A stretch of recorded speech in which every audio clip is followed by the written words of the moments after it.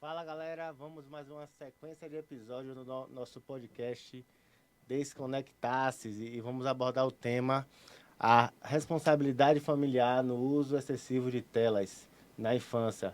E com a gente hoje está a nossa querida psicóloga Caliandra Santana.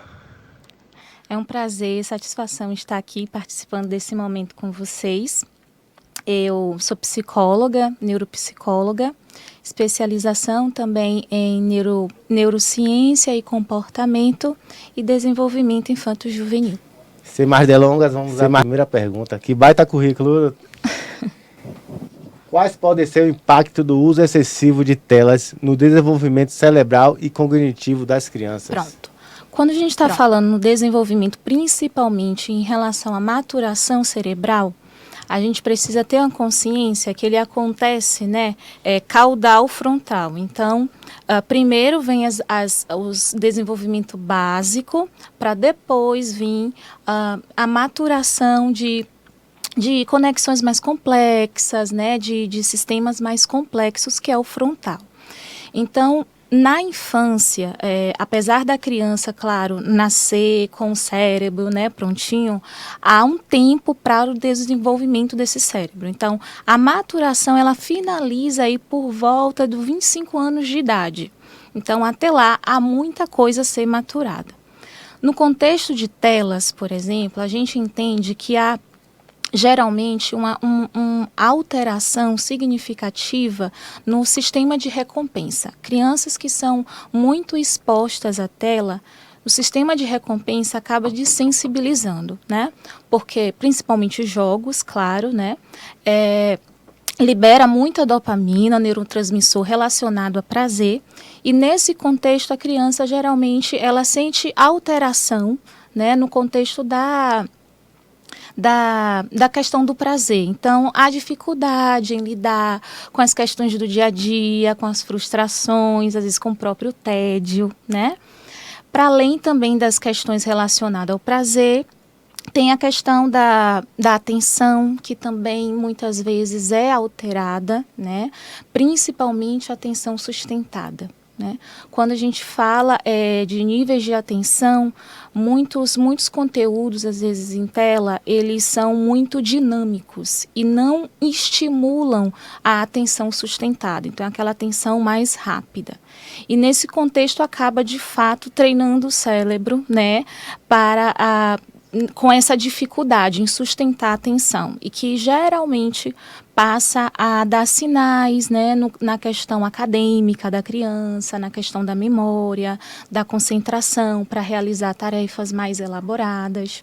Ficou bem respondida. Também tem uma questão, que as plataformas de aplicativos de vídeo curtos, elas tendem a ter essa característica de vídeo curto, porque força as pessoas a verem muito vídeo. Então ele vê um vídeo e rapidamente o vídeo acaba, então ela já passa para outro vídeo.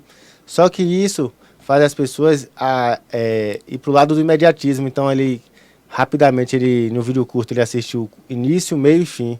Então a partir do momento que ele só fica fixado em vídeo curto, que é o exemplo de alguns aplicativos que a gente conhece bastante, a pessoa cria essa prática, então até cria dificuldade quando vai ler um livro. Porque um livro, você precisa ter aquela atenção, você precisa, durante horas, estar focado naquela atividade. Mas se você está focado apenas em app de vídeo curto, então dificilmente você vai conseguir praticar atividade de leituras, outras atividades que demandem mais um tempo, sabe? Uhum. Eu acho que é bem um pouco disso do que Sim. você trouxe aqui. É o conhecimento em relação à tolerância, Então, quanto mais precoce a questão das exposições à tela, a esse nível como você traz, de modelagem, porque a criança aprende muito por modelagem, o nosso cérebro também se desenvolve muito, considerando os fatores ambientais, claro, biológicos também, mas ambientais muito, Então, isso interfere no desenvolvimento, sim.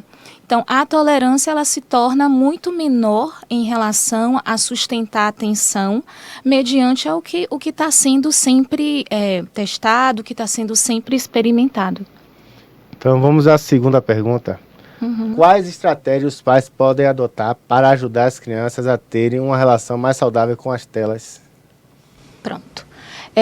Bom, quando a gente está falando de crianças, principalmente nesse contexto, né, agora são a geração alfa, né, se não me engano. Né? Então, elas já estão inseridas em um contexto social muito digital. Não temos como mudar essa realidade. Então, não é olhar para a questão do digital e das telas como algo negativo, mas sim transformar isso em algo saudável e que seja para agregar justamente no desenvolvimento também, né?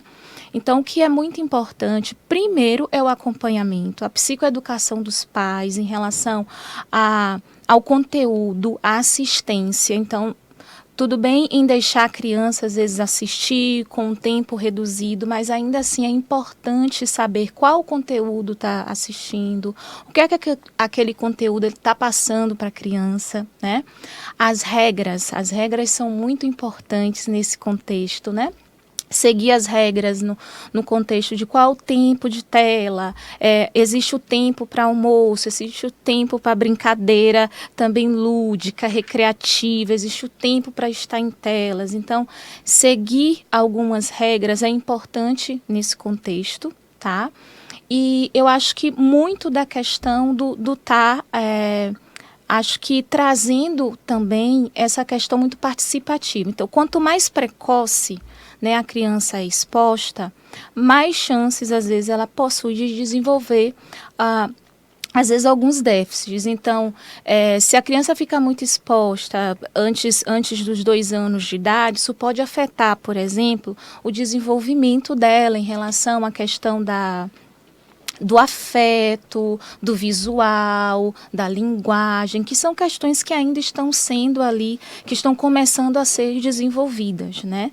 Então, quanto mais o contato humano, o vínculo humano nesse momento é muito importante para o desenvolvimento da criança. Então, cada fase, de fato, requer uma assistência, uma atenção, e eu acho que nesse contexto é importante estar em concomitância, né? Então não adianta olhar com um olhar enviesado do negativo, porque dentro dessa geração é isso mesmo, né? Cada vez mais a geração está sendo influenciada, o social está sendo influenciada pela tecnologia, pelas questões digitais, mas olhar com um olhar também de cautela, até onde ir considerando a maturidade da criança, como é que essa criança reage, claro, social, porque há os impactos também sociais, né? O que é permissivo, o que é possível dentro daquele contexto, daquela família. Em um mundo globalizado é quase que impossível você ficar sem a tecnologia, né? Que a tela faz parte dela. Mas a questão aí é saber usar, Sim. né? Com moderação, e os pais conseguir respeitar as fases da criança, né? Entender que agora não é a fase de estar tanto tempo nas telas. Vai ter momentos que ele vai poder usar a tela, agora sim, com moderação, no tempo certo, né? Sim. Sem atrapalhar outras atividades deles, para não interferir no crescimento da criança. Né? Exatamente. Então, desde o início, né, é importante trabalhar essas regras, né? Não é que, por exemplo, o uso de telas, ele precisa e tenha que substituir a brincadeira recreativa, o momento lúdico, o momento de interação social também, tanto às vezes com os cuidadores, como também com outros amigos e outros colegas. Então, não é substituição, mas sim agregar, né? Conteúdo, quando eu trago a nível de conteúdo, às vezes tem muitos conteúdos que trazem e agregam conhecimento, não apenas, tem um cunho sim de diversão, né, de prazer, mas são conteúdos também que agregam conhecimento. Então, isso pode ser passado como função também do digital, né? Para além da questão da diversão, há também possibilidade de aprendizado, de crescimento, de desenvolvimento. Então, de fato olhar com um olhar para o desenvolvimento e não necessariamente para a substituição, né, que é o que acho que às vezes gera o problema, né, quando se utiliza telas para que às vezes as crianças elas fiquem quietinhas, para que enquanto os pais ou os cuidadores precisam lidar às vezes com as suas rotinas, com as suas dinâmicas, então elas ficam às vezes ali naquele mundinho e nesse contexto de fato vai prejudicando o desenvolvimento. A tela acaba sendo uma válvula de escape, não para a criança, mas para os pais. Ferramenta, exatamente, exatamente. E vamos à terceira pergunta. Existe uma idade mais adequada para que a criança tenha acesso ao celular próprio? O que deve ser considerado para os pais tomar essa decisão? Pronto. Então, não existe, na verdade, uma idade, né, específica. Isso vai muito da contextualização. Mas o que a OMS geralmente traz, né, é que, por exemplo, crianças até os 2 anos de idade, é importante que seja evitada ao máximo exposição a telas, né?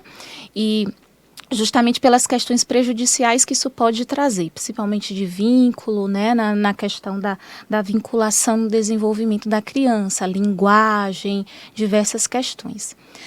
Geralmente de 2 a 5 anos, né, o uso em média de 1 ou 2 horas já é liberado, claro, sempre supervisionado, sempre com atenção no que é que está sendo assistido, no que é que está sendo entregue. E quando a gente está falando do celular, né, apesar da gente entender que hoje há necessidade de comunicação, a gente vive em um social, né, em que as comunicações, principalmente as redes sociais, elas são muito utilizadas em meio de comunicação mesmo, eu acho que precisa ser considerado nesse contexto a maturidade, na verdade, daquela criança, né? A criança, geralmente, ela consegue lidar com a questão dos impulsos, de saber qual é a hora de usar o aparelho, não a hora, está utilizando como substituição, né? Isolamento social, a gente precisa ter atenção em relação a isso, então, observar mesmo, contextualizar, o que é que essa criança ou esse adolescente geralmente nas suas interações sociais, na questão da própria contextualização das responsabilidades, né? E tentar ir conectando de fato, né?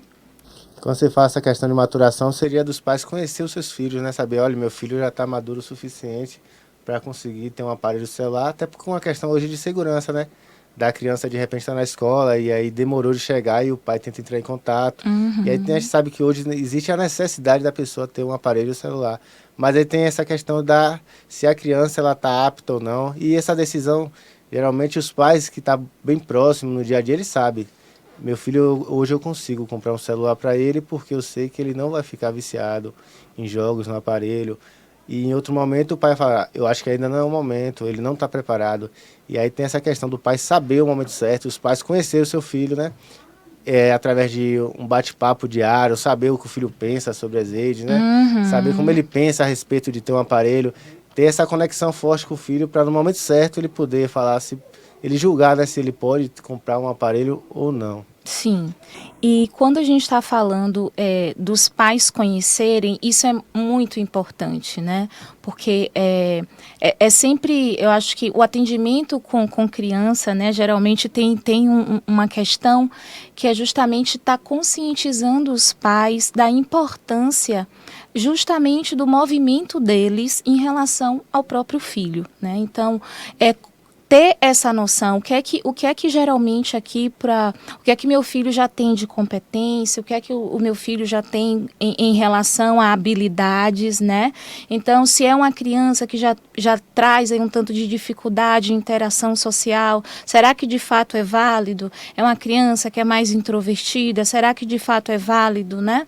Considerando que o celular de fato é um distrator, por justamente concentrar muitas questões dopaminérgicas, digamos assim, né? Então, acho que nesse contexto, se para adultos, às vezes, é difícil lidar com a questão da impulsividade, né?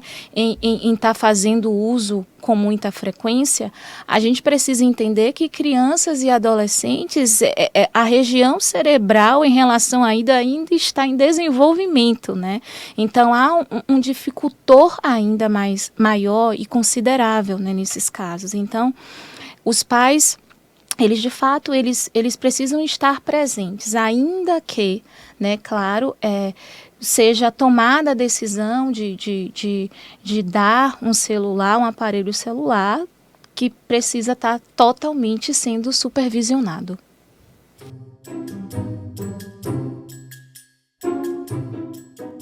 E vamos lá para a primeira pergunta.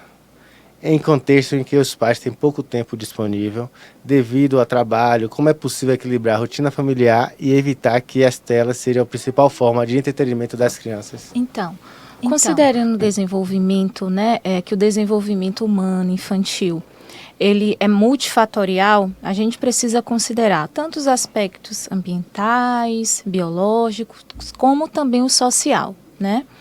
E nesse contexto é importante considerar de fato a realidade de cada família, né, de cada indivíduo. Então, considerando às vezes a classe social, considerando a rotina, a realidade de cada família, o importante é entender e contextualizar que a criança ela vai precisar de momentos para desenvolver, de fato, alguns aspectos importantes para ela, né? Então, mesmo que, por exemplo, estejamos falando aqui de uma família em que os pais ou os cuidadores geralmente trabalham fora, né? Então, é pensar em quais atividades essa criança ela pode estar realizando que não necessariamente todas ou muitas envolvam telas, né? Então, é um contexto de planejamento, sim, levando em consideração que o que é importante para a criança? A socialização é importante para a criança, trabalhar o desenvolvimento da psicomotricidade no contexto do motor mesmo, né? A questão da atenção em relação ao desenvolvimento de estratégia. Então, assim, é pensar, claro, em uma questão do desenvolvimento, da melhoria, do que pode ajudar a criança, mas também contextualizar com a realidade. O que é possível para essa família fazer, né? Os pais, por exemplo, cuidadores, principalmente que geralmente têm um contexto muito fora de casa, pelo trabalho, pela rotina, nos momentos que estão próximos, né? É justamente buscar essa proximidade, buscar momentos onde possam estar trabalhando ali o vínculo, o afeto, então a interação social, atividades que de fato estimulam essa interação, participativas, né? Então, entendemos que existem realidades e realidades, mas quando estão presentes, né? O que é feito também com esse tempo? E aí uma dúvida que a gente ouve bastante, as pessoas falam quando a gente aborda esse tema, o pessoal fala, mas por conta da violência urbana, eu não tenho mais como deixar meu filho sair de casa. E aí eu penso, mas será que se apagou o hábito de leitura, né? Por que não também ler o livro, né? E eu sempre toco nessa tecla bastante. Acho que você até já reparou que eu gosto muito de leitura. E assim, as crianças agora não estão mais sendo incentivadas a ler, que é um hábito bastante saudável. E a leitura ela pode ser feita também dentro do próprio lar. Sim. E aí pode ser uma substituição, né, saudável para o uso das telas. Só que isso é um trabalho que deve ser feito gradativo, né? Porque a criança, se você pegar ela e tomar um celular, por exemplo, e dar um livro, ela vai ficar enraivada por conta que ela não tem um hábito de ler. Então teria que ser uma coisa incorporada gradativamente. Qual a sua opinião sobre isso?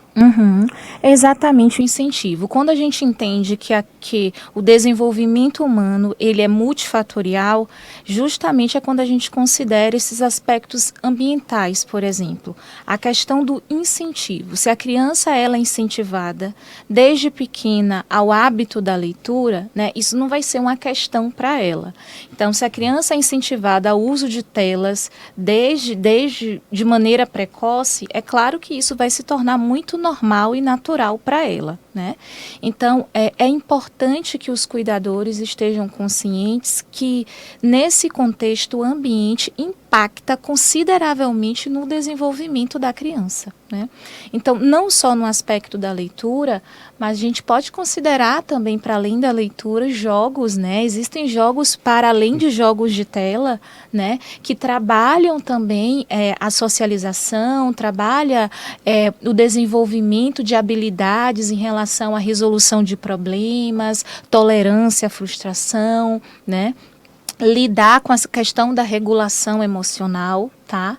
E principalmente acredito também que essa questão da presença, do compartilhamento, porque a tela, apesar de conectar, né, nos conectar de maneira muito, muito forte, ela não substitui relações, e principalmente afetivas. Então, nesse contexto, eu acho que a proximidade, né, em relação aos afetos é algo muito simbólico e importante também para o desenvolvimento da criança, né? Então, ser participativo, né? Quando o tempo que se tem, mesmo que seja um tempo breve, mesmo que não seja tanto tempo, mas o que é que se faz desse tempo, né? É um tempo que pode ser utilizado de maneira com qualidade, né, dentro daquela relação, considerando também essas necessidades da criança. Então vai muito dessa crítica, desse questionamento. Tem um vídeo que circula na internet que tem uma criança jogando videogame, e eu acho que é uma casa de veraneio, onde toda a família se reuniu, né, para aproveitar essa casa de veraneio, piscina, e a criança não saía do videogame. E aí, em um determinado momento, o responsável por ele vai e toma o videogame. E em um ataque de fúria, ele agride o responsável por conta que tomou esse videogame. Aí o responsável pegou esse videogame, colocou na churrasqueira e ateou fogo, né? Como uma revolta pela atitude da criança. Então, tinha tudo lá para a criança se divertir, mas ela optou por estar no videogame.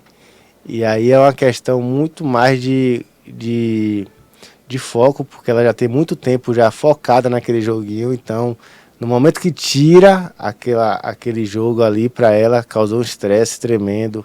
Como é que você consegue ver essas situações do dia a dia que a gente sabe, quando a mãe fala, desliga o videogame, tem 10 minutos para você desligar, a criança tem aquela resposta agressiva, não quer, às vezes desobedece.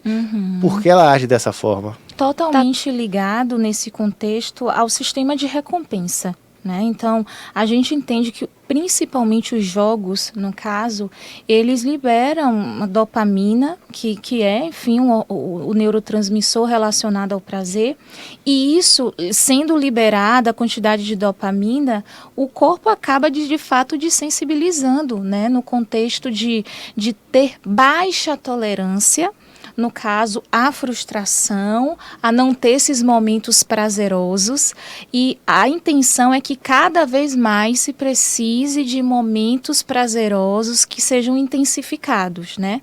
Então, quando é retirado esse estímulo que libera tanto prazer, o que é que se faz? Aí o indivíduo que não está trabalhando, digamos assim, não está trabalhando as suas questões emocionais, né, tem dificuldade, de fato, em tolerar a frustração, em tolerar o tédio, em saber, às vezes, desenvolver a habilidade criativa do que é que eu vou fazer a partir de agora, né, que eu não tenho isso. Então, tudo isso é incentivo, né?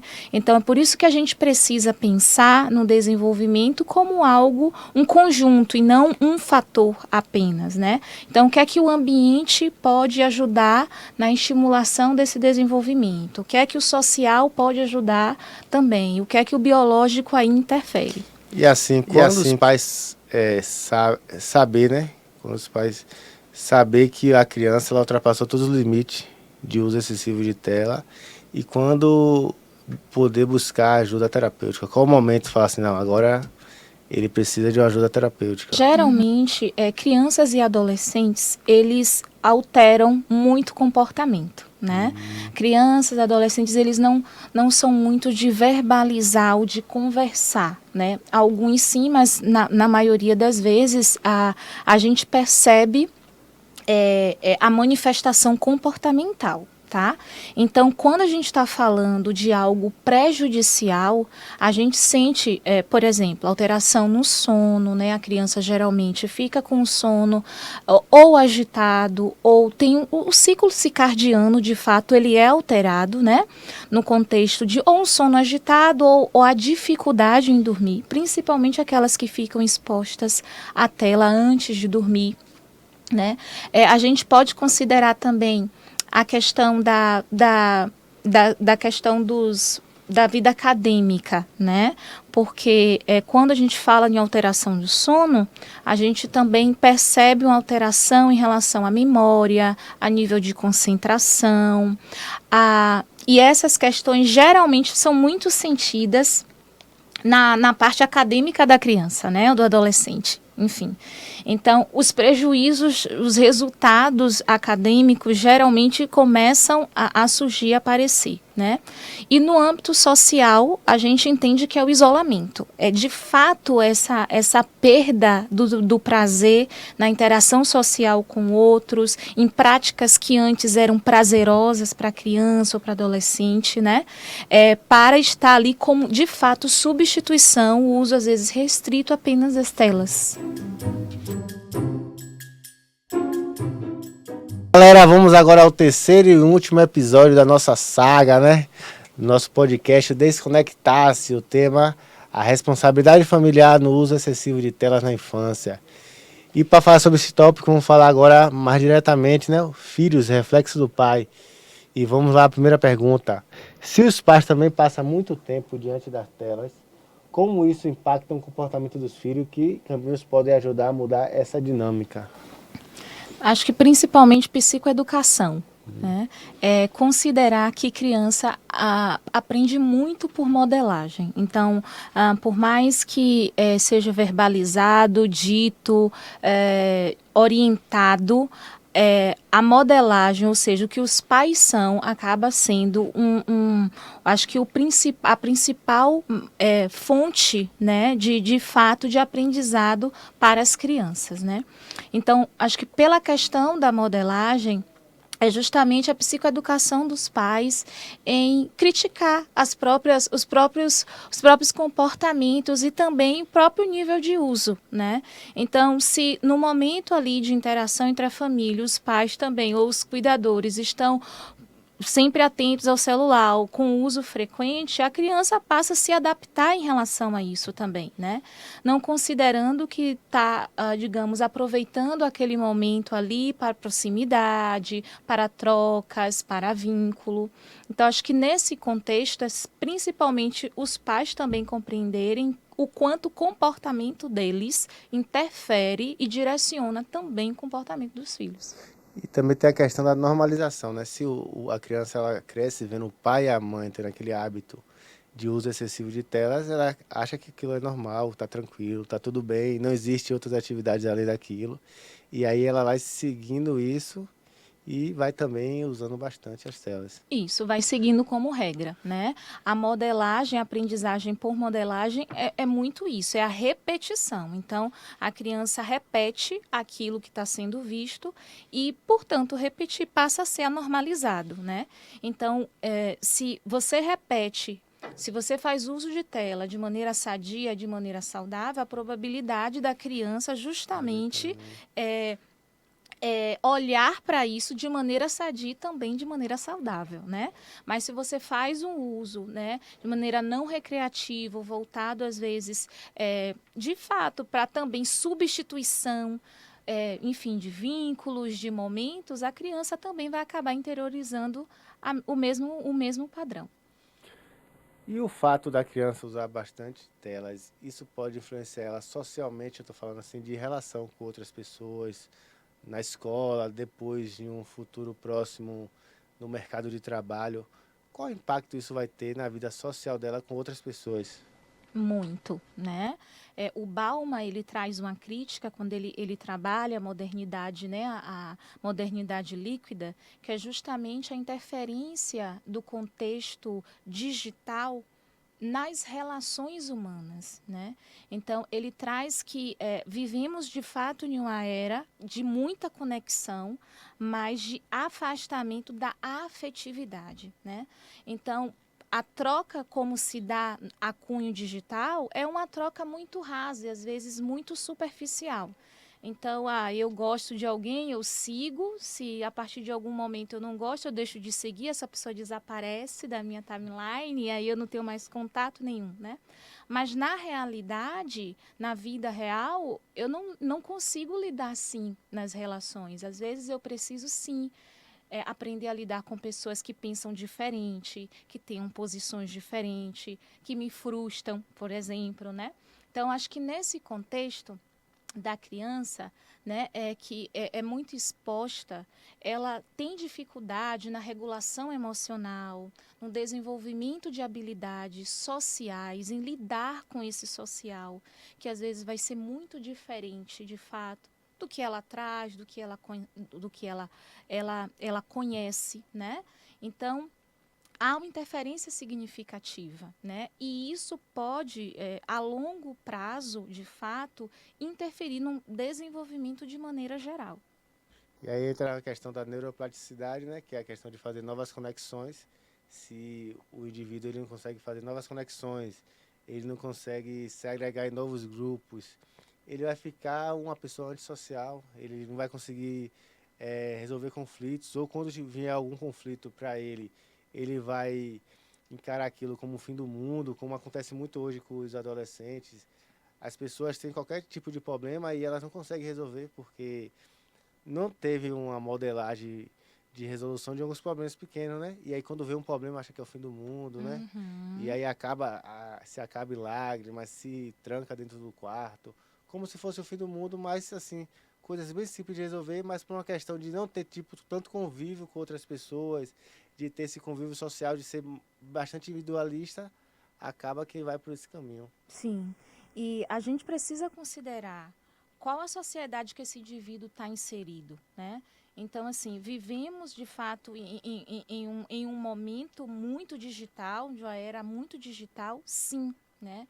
E o meio digital, ele justamente passa a ideia que a relação, ela é assim, ela é superficial, é aquela relação que, bom, se eu tô aqui, tá tudo bem, tá tudo bem. Se não tiver, a gente desfaz e tá tudo bem também, né?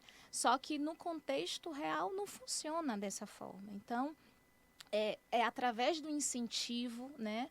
É através justamente das vivências, né? Em que o indivíduo ele vai aprendendo a lidar com as frustrações, ele vai aprendendo a desenvolver essas habilidades.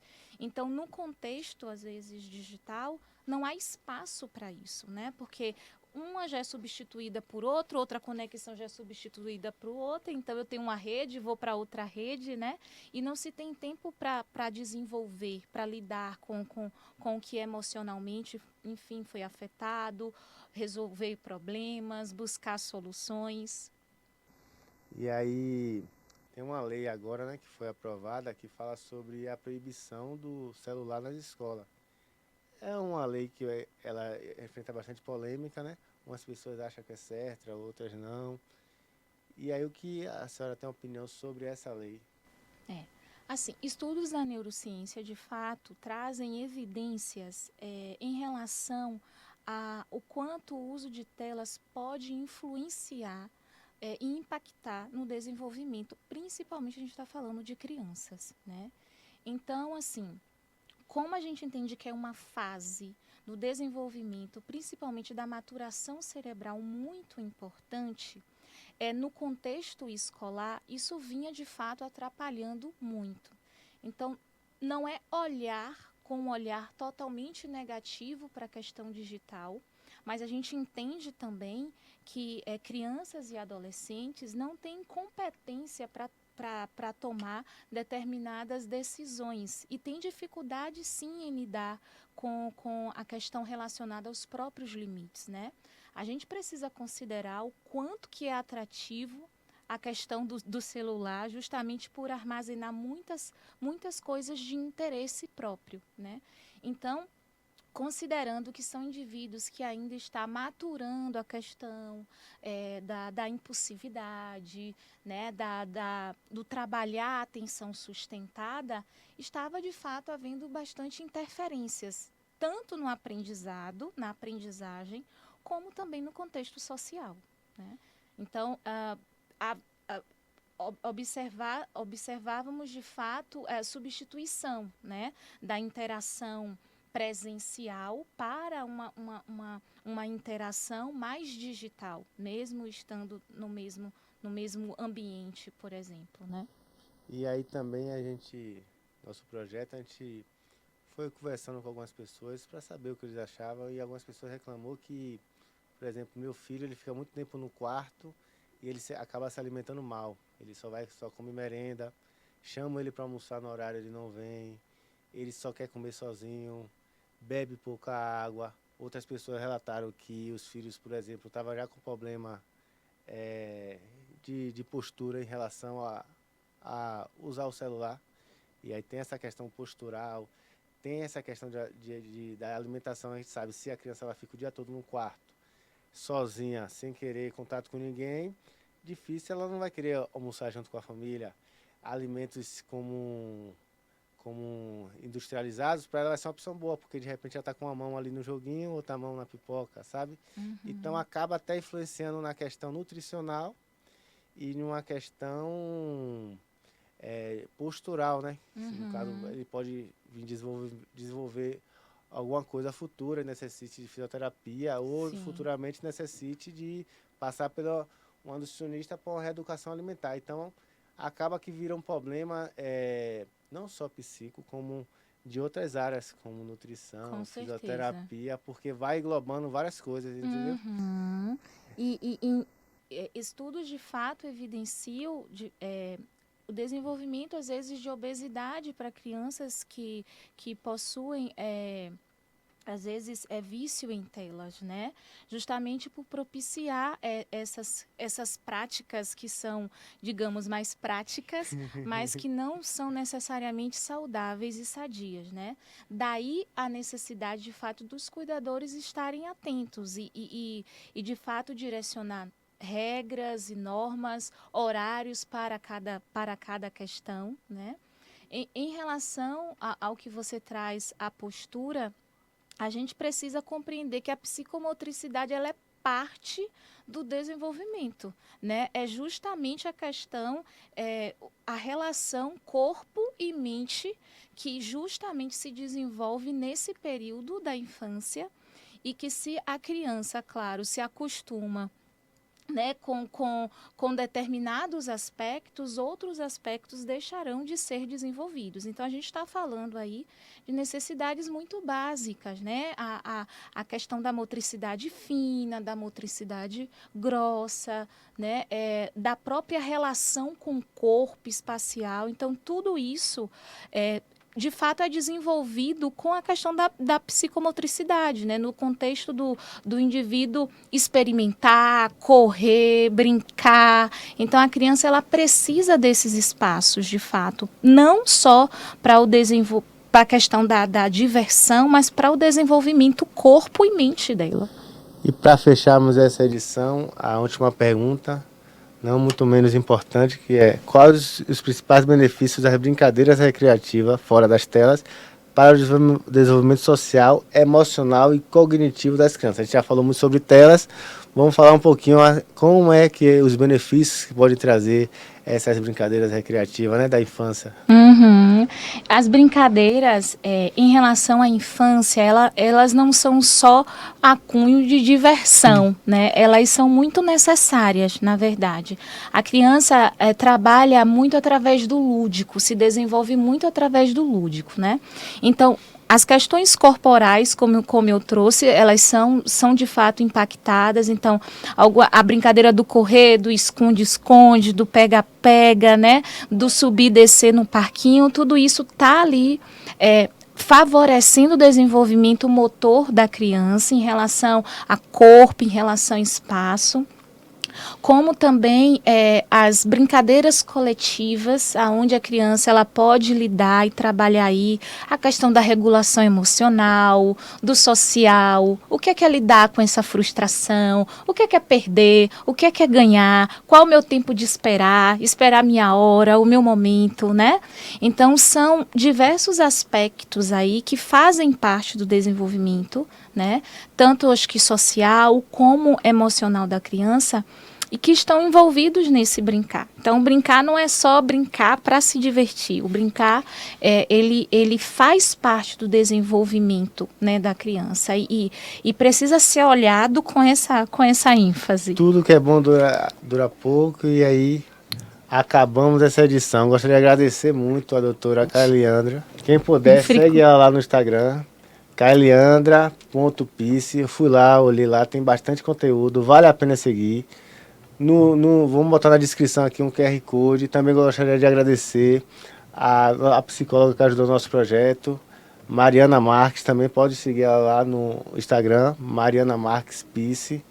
E agradecer a todos, né, que foi envolvido nesse projeto. Muito obrigado a todos. Não deixa de seguir, dá um like no nosso canal.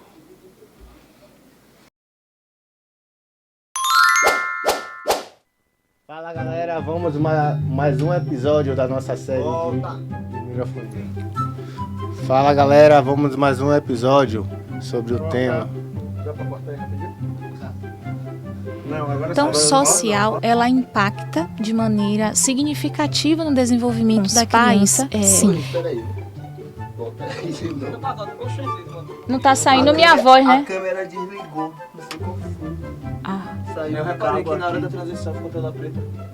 Na hora da câmera dela, né? Pô, a câmera dela desligou. Será que foi? Repreende, meu pai. Em nome de Jesus, vai repreendendo. Toda energia negativa. Com o Pitoque, repreender com o Pitoque. Porque eu achei que ia falar, ia apresentar também. Porque ela...